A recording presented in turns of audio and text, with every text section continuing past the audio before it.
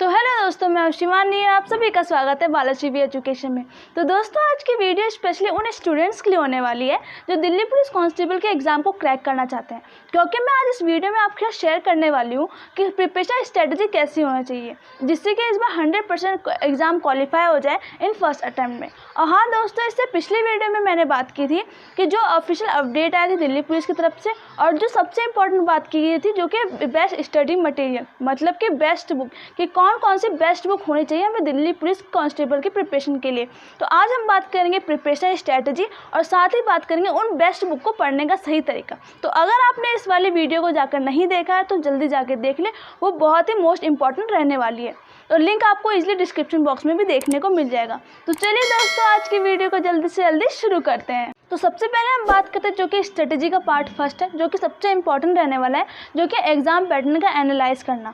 कि हमें पता होना चाहिए कि हमारे एग्जाम में किस किस सब्जेक्ट से क्वेश्चन आ रहे हैं और उन सब्जेक्ट से कितने कितने क्वेश्चन आ रहे हैं और कितने कितने मार्क्स के आ रहे हैं। और साथ में हमें ये भी पता होना चाहिए कि हमें हमारा कौन कौन सब्जेक्ट वीक है और कौन कौन सा सब्जेक्ट स्ट्रॉन्ग है, और हमें किस पे कितनी ज़्यादा मेहनत करनी है और कितनी ज़्यादा फोकस करनी है। और साथ में हमें ये भी आइडिया होना चाहिए कि हमारे एग्जाम में कौन सा सब्जेक्ट हमारे एग्जाम में टफ लेवल का पूछा जाता है, कौन सा सब्जेक्ट इजी लेवल का और कौन सा सब्जेक्ट मॉडरेट लेवल का पूछा जाता है, ये भी हमें पता होना चाहिए। उसी के हिसाब से हमें अपने प्रिपरेशन को स्टार्ट करना है। और साथ में हमें ये भी ध्यान देना है कि ये इन सारे सब्जेक्ट में से हमारा कौन सा इजी सब्जेक्ट है और कौन सा वीक सब्जेक्ट है। तो सबसे पहले हम बात करते हैं एग्जाम के पैटर्न कि हमारे एग्जाम में किस किस सब्जेक्ट से कितने कितने क्वेश्चन आने वाले हैं और कितने मार्क्स के आने वाले हैं। तो इसमें टोटल 4 सब्जेक्ट से क्वेश्चन आने वाले हैं, जिसमें पहला सब्जेक्ट है जनरल नॉलेज व जनरल अवेयरनेस, जिसमें 50 क्वेश्चन वाले 50 मार्क्स के। दूसरा सब्जेक्ट है वो रीजनिंग, जिसमें 25 क्वेश्चन वाले 25 मार्क्स के। तीसरा सब्जेक्ट है मैथ्स, उसमें 15 क्वेश्चन आने वाले 15 मार्क्स के। और चौथा जो सब्जेक्ट है वो कंप्यूटर, जिसमें 10 क्वेश्चन आने वाले 10 मार्क्स के। मतलब टोटल 100 क्वेश्चन आने वाले 100 मार्क्स के, और टाइम रहने वाले 90 मिनट्स। तो अब बात करते हैं कि हमारे पेपर का लेवल कैसा होता है, जिसमें इस एग्ज़ाम में हमें तीनों ही लेवल के क्वेश्चन देखने को मिलेंगे, जिसमें 30% है इजी लेवल का, जबकि 50% है मॉडरेट लेवल का, और इसमें 20% आपको हार्ड लेवल के क्वेश्चन देखने को मिलेंगे। तो ये तो बात हो गई पेपर के लेवल की। तो अब बात करते हैं कि एग्ज़ाम में किस पे हमें ज़्यादा फोकस करना, जो हमें कॉम्प्लिकेशन क्रिएट कर सकता है हमारे एग्ज़ाम में। तो सबसे पहले जो सबसे इंपॉर्टेंट रहने वाला है इस एग्ज़ाम में वो जीके और जनरल अवेयरनेस होने वाला है, क्योंकि ये 50 क्वेश्चन आने वाले 50 मार्क्स के, और इसमें भी बहुत सारे टाइप के क्वेश्चन आ जाते हैं जो हमें थोड़े से कॉम्प्लिकेशन क्रिएट करते हैं। तो इसमें सबसे ज़्यादा ध्यान देना है वो हमें देना है करंट अफेयर, जिसमें आपको लगभग 15 क्वेश्चन देखने को मिलेंगे ओनली करंट अफेयर से। और जो कि दूसरा सब्जेक्ट इस पर हमें सबसे ज़्यादा ध्यान देना है वो है जनरल नॉलेज, जिसमें सबसे ज़्यादा आपको ध्यान देना है स्टैटिक जीके पे, क्योंकि वो एसएससी एग्ज़ाम कराने वाला है और एसएससी के एग्ज़ाम में ज़्यादा है स्टैटिक जीके तो पूछा जाता है।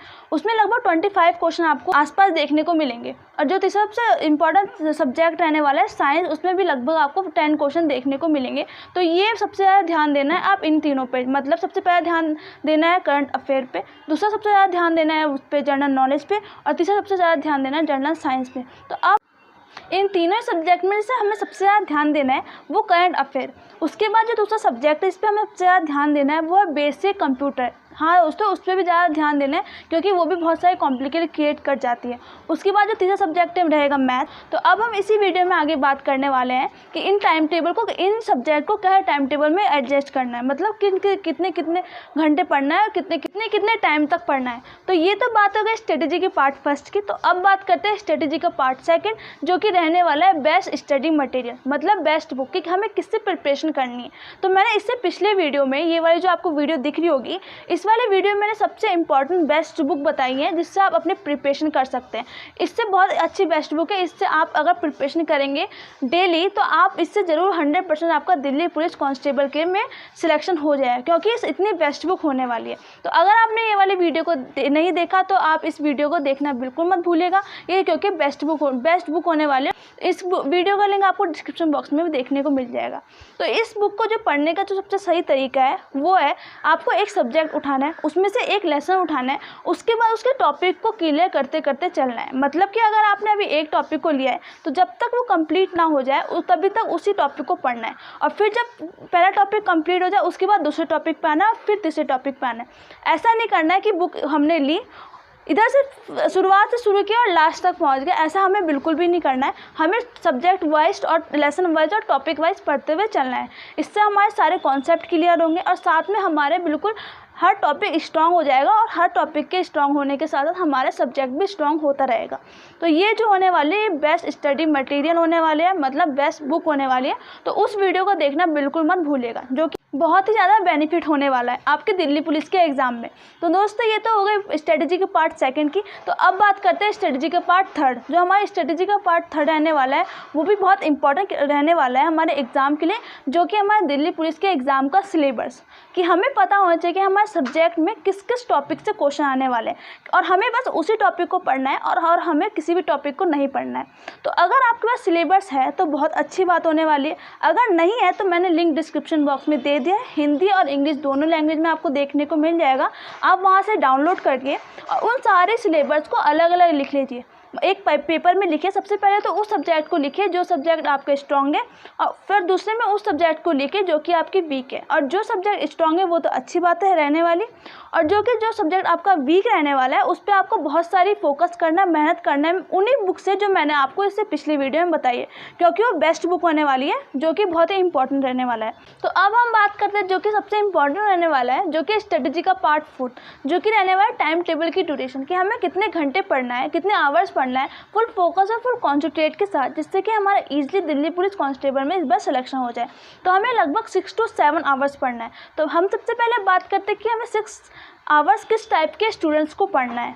सबसे पहले हम बात करते हैं जनरल नॉलेज और जनरल अवेयरनेस की, जिसमें 50 क्वेश्चन आने वाले 50 मार्क्स के। उसमें जो करंट अफेयर का जो सेक्शन है उसमें डेली 1 आवर्स पढ़ना है। जो मैंने इससे पिछली वीडियो में आपको करंट अफेयर्स के लिए बुक बताई वो सफिशिएंट बुक रहने वाली है करंट अफेयर के लिए। उसके बाद हमें जनरल नॉलेज और जनरल साइंस के पोर्शन को 2 आवर्स के अंदर कंप्लीट करना है। उसमें सबसे ज़्यादा इंपॉर्टेंट रहने वाला वो स्टैटिक जीके का पार्ट। उसके बाद हमें जो पढ़ना है बेसिक कंप्यूटर, जिसका हमें आधा घंटा पढ़ना है। और उसके बाद हमें जो पढ़ना है वो है मैथ्स को हमें 1 घंटे पढ़ना है, जो कि डेली पढ़ना है। और जो मैंने बुक बताई वो बेस्ट रहने वाली है। उसके बाद जो हमें पढ़ना है रीजनिंग की मैं बात कर रही हूँ इसमें, जिन स्टूडेंट को 6 आवर पढ़ना है उनके लिए जो रीजनिंग का अगर बेसिक कॉन्सेप्ट क्लियर है तो उनको रीजनिंग को मतलब उन्हें पूरा अपने टाइम टेबल में 6 आवर्स ही करना है, तो उन्हें रीजनिंग को पढ़ने की ज़रूरत नहीं है। और जो कि हमें उसके बाद जो हमें पढ़ना है 2 आवर्स का प्रीवियस ईयर पेपर। जब हम प्रीवियस ईयर पेपर सेट लगाना शुरू करेंगे तो उसमें हमारे रीजनिंग के सारे कॉन्सेप्ट क्लियर हो जाएंगे और जो हमारे फिर से रिवाइज भी हो जाएगा प्रीवियस ईयर पेपर के साथ। तो उनको डेली प्रीवियस ईयर पेपर लगाना है। तो ये तो बात हो गई 6 आवर जिन टाइप के स्टूडेंट्स को पढ़ना है। तो अब बात करते हैं कि 7 आवर किन टाइप के स्टूडेंट्स को पढ़ना है। तो उनमें सिर्फ एक ही बात कॉमन रहने वाली है, जो कि रहने वाले है रीजनिंग की। तो जिनका रीजनिंग का कॉन्सेप्ट क्लियर नहीं है तो उनको 1 आवर रीजनिंग के लिए देना पड़ेगा, इसलिए उनका टाइम टेबल में 7 आवर्स हो गए हैं। तो इसलिए उनको रीजनिंग भी देना है, क्योंकि उनका कोई भी बेसिक कॉन्सेप्ट क्लियर नहीं है। और साथ में उन दोनों टाइप को, जैसे 6 आवर पढ़ना है और 7 आवर्स पढ़ना है, उन दोनों को डेली नाइट में प्रीवियस ईयर पेपर तो देना ही है, जिससे कि उनके मार्क्स इंक्रीज होते हैं और जिससे कि उनका टाइम ड्यूरेशन की प्रॉब्लम भी थोड़ी सी सॉल्व हो जाती है। तो अब बात करते हैं स्ट्रेटजी का पार्ट 5, जो कि प्रीवियस ईयर पेपर। तो हमें daily 2 hours previous year paper night में देना है, और वो भी अपने टाइमर के साथ ही देना है, और हमें उसी वे में देना है जिससे कि हम अपने पेपर में दे रहे हैं, ठीक है। उसके बाद हमें अपने प्रीवियस ईयर पेपर देना है, उसको 1.5 घंटे का टाइमर के साथ। फिर उसके बाद थोड़ा सा ब्रेक लेना है। उसके बाद हमें एनालाइज करना है कि हमारे उस प्रीवियस ईयर पेपर में क्या गलती रह गई और कौन कौन सा क्वेश्चन हमें आ रहा है और कौन कौन सा क्वेश्चन हमें नहीं आ रहा, और जो क्वेश्चन नहीं आ रहा वो किस टॉपिक से रिलेटेड है और किस सब्जेक्ट से रिलेटेड है, उसको हमें एक कागज़ में अलग से नोट कर लेना है। और कल जब हम मॉर्निंग में उन सारे सिलेबस को टॉपिक वाइज पढ़ेंगे तो उसको हमें भी इंक्लूड करना है अपने सिलेबस में, जिससे कि हमारे सारे कॉन्सेप्ट क्लियर होते जाएंगे। और प्रीवियस ईयर पेपर का ये फ़ायदा है कि जिससे कि हमारी टाइम ड्यूरेशन भी सही हो जाएगी, और साथ में हमारे जब हम पेपर में बैठेंगे तो हमको देखने को मिलेगा कि प्रीवियस ईयर पेपर में से एज इट इज क्वेश्चन देखने को मिलेंगे, या फिर अगर आपको एज इट इज क्वेश्चन देखने को नहीं मिलते हैं तो उसी कॉन्सेप्ट पर बेस देखने को मिलेंगे। तो ये बहुत ज़्यादा इंपॉर्टेंट रहने वाला है प्रीवियस ईयर पेपर। तो आप प्रीवियस ईयर पेपर को करना तो बिल्कुल मत भूलिएगा। तो इससे पहले वीडियो में जो आपको प्रीवियस ईयर पेपर के लिए बुक बताई है वो बेस्ट बुक रहने वाली है, और लिंक उस वीडियो का डिस्क्रिप्शन बॉक्स में मिल जाएगा, आप वहां से जाके इस वीडियो को देख सकते हैं। तो अब बात करते हैं स्ट्रेटजी का पार्ट 6, जो कि सबसे इंपॉर्टेंट रहने वाला है, जो कि मॉक टेस्ट। तो आपको मॉक टेस्ट अभी नहीं देना है। जैसे कि आपके एग्ज़ाम डेट के 1 मंथ पहले आपको मॉक टेस्ट देना शुरू करना है। आप किसी परचेज कर लीजिए मॉक टेस्ट, जिसमें 50 to 60 ऑनलाइन मॉक टेस्ट होने चाहिए, और स्पेशली दिल्ली पुलिस कांस्टेबल के लिए उसको करना है उसी वे में बैठ के करना है जैसे कि आप पेपर में दे रहे हैं। आपको सो के नहीं करना, लेट के नहीं करना, उसी वे में बैठना है जैसे कि आपका पेपर चल रहा है। ये बहुत ही इंपॉर्टेंट रहने वाला है। और जिससे सबसे इंपॉर्टेंट रहने वाला है जिसमें रहने वाला टाइम ड्यूरेशन, जो कि सबसे ज़्यादा प्रॉब्लम होती है टाइम ड्यूरेशन की, कैसे हम 90 मिनट में इन सारे 100 क्वेश्चन को सॉल्व कर सकें। तो दोस्तों ये थी बहुत इंपॉर्टेंट स्ट्रेटजी का पार्ट बताया जो कि बहुत इंपॉर्टेंट रहने वाला है आपके मार्क्स को हाई करने में, आपके पेपर में इंक्रीज़ करने में और साथ में आपके इजीली पेपर को क्रैक करने में दिल्ली पुलिस कांस्टेबल के लिए। तो दोस्तों मैंने इससे पिछली वीडियो में जो आपको बेस्ट बुक बताई है उस बेस्ट बुक को लेना बिल्कुल मत भूलिए। अगर है तो आपके लिए वो बहुत अच्छी बात है, अभी से उस प्रिपरेशन में लग जाए, उसी बेस्ट बुक से तैयारी करें।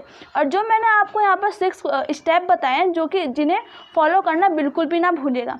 तो दोस्तों ये थी आज की वीडियो जिसमें मैंने बात की दिल्ली पुलिस को क्रैक करने के लिए इजीली प्रिपरेशन स्ट्रेटजी। तो दोस्तों ये थी आज की वीडियो। तो दोस्तों कैसी लगी ये वीडियो कमेंट करके बताइएगा ज़रूर। अगर आपके मन में कोई क्वेश्चन होगा तो वो भी पूछ लीजिएगा। अगर आपको वीडियो अच्छी लगी है तो लाइक कीजिएगा, अपने दोस्तों के साथ ज़्यादा से ज़्यादा शेयर कीजिएगा। अगर अभी तक आपने चैनल को सब्सक्राइब नहीं किया तो सब्सक्राइब कीजिएगा ताकि एजुकेशन और मोटिवेशन से रिलेटेड सबसे पहले वीडियो आपके पास पहुंच सके। और हाँ दोस्तों आप मुझे इंस्टाग्राम में फॉलो कर सकते हैं, मेरा यूज़र नेम शिवानू 442 है। तो मिलते हैं जल्दी नेक्स्ट वीडियो में, तब तक के लिए नमस्कार।